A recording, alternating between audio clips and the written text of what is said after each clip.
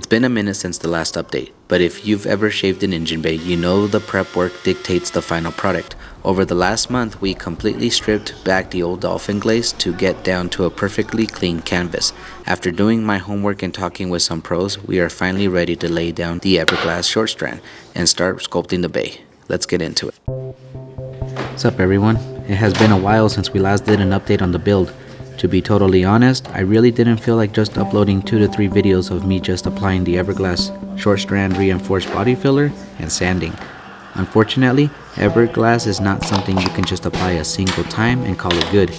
With me wanting to give this engine bay a shaved look, it took several sessions of sanding and repeating the short strand.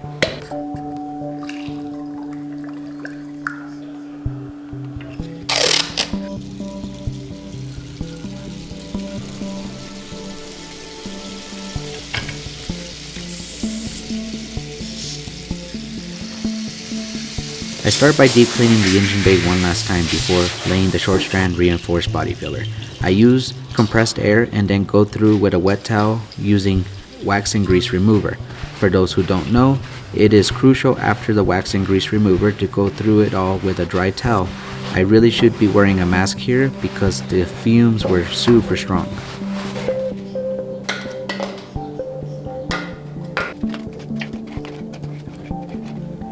When I applied my first ever layer of Everglass, I wasn't totally sure what to expect.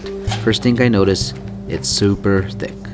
No wonder they have the second step, Everglass Light, to fill in air pockets and hairlines from sanding. As much as I wanted the short strand to do 100% of the molding for me, I have learned it is just not possible or the correct way. The spreaders do a good job on the flat surfaces, but to achieve the desired look I want, I had to get creative and use my fingers to push the Everglass deep into grooves to eliminate air pockets and start forming the half moon look. When sanding the fiber strands, you want to be mindful and make sure you are attacking it with 80 grit sandpaper. You are more than welcome to use 40 grit on the high spots to save you time. Just keep in mind, using a more abrasive sandpaper closer to 40 grit will leave deep scratches. Failing to remove these deep scratches will show up when paint is laid down. Just check yourself and make sure to use 80 grit after. You see me bouncing all over the place, no real technique, just focusing on trying to get everything fairly even by removing all the high spots. Keep in mind, when placing the Everglass fiber strand onto the metal and you try your best to spread it out while it's fresh, you actually can be causing a bigger headache for yourself. Because of how thick this material is, you end up lifting it from spots you are trying to be meticulous. You really don't want to approach any section of the car without a game plan. Eventually I learned to plan it out from where I will start and where I will finish. After many minutes of just sanding, you eventually start to see it all take form. It's not perfect, at least now you have a better guide on how to tackle the next try and which spots need more Everglass short strand and which areas don't. Again, don't be afraid to use your hands to bend and shape the fiber strand the way you vision it. It is also crucial to deeply push it in between seam seals areas to create a strong bond onto the chassis. Now, if I was watching someone do these steps right here, I would have questions, so here you go. Once you finish sanding all the high spots, you prep the surface all over again. Compressed air. Yes, it's okay to clean the Everglass with wax and grease remover. You apply more reinforced filler and repeat. Now imagine doing these steps over and over for the whole engine bay. I could easily make 3 to maybe even 5 videos of this process. With the schedule I have, it is currently impossible to knock these steps out completely in a single weekend. Let's not forget the cold weather and rain we had a couple weeks ago. That also played a huge factor that prevented me from laying Everglass onto the chassis.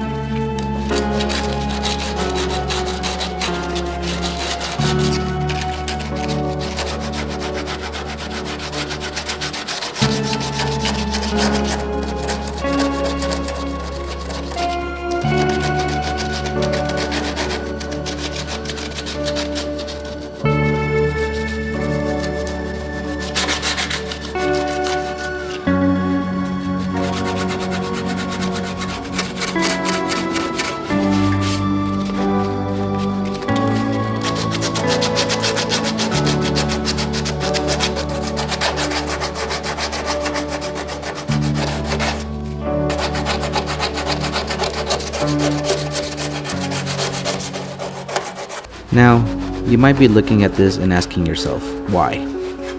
Why spend weeks of your life doing this when the engine is just going to cover most of it up anyway? For me, it comes down to the difference between just throwing parts at a chassis and actually executing a build. Anyone can bolt on high-end parts, but a completely shaved, molded engine bay, that's something you can't buy out of a catalog. It's an engineering feature.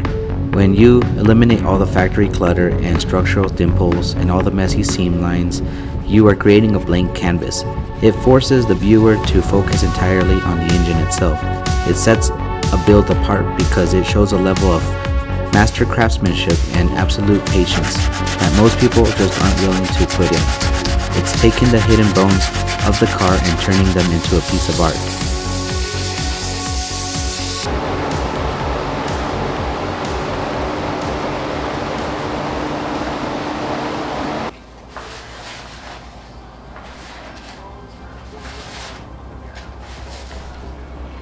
Like I said earlier, I easily could have stretched this into 3 or 5 episode videos of just repeating this exact same process. But this is not the type of videos I want to release. I don't want to cut the work short or force weeks of hard labor into a rushed 10-minute upload just to get to the end. You guys deserve to see the actual reality of what it takes to build something like this. Keep in mind, everything you've seen so far, this is strictly just the foundation. We haven't even touched the Everglass light yet, which is a step that actually tightens up the pinholes and fine lines. So instead of breaking this up or talking your ear off for the next 20 minutes, we're going to let the work speak for itself. For the rest of the foundation phase, I'm stepping away from the mic. Enjoy a quick edit of the progress and some pure shop ASMR. Kind of curious to see what you guys think of ASMR style with no music and just pretty much sanding. I know it would probably sound better if I had like tools, air guns going off, and like you can hear the hardware dinging off the metal. But for now, let's just do this sanding phase and then we'll try an ASMR style with what I just said. Take care all, and thank you.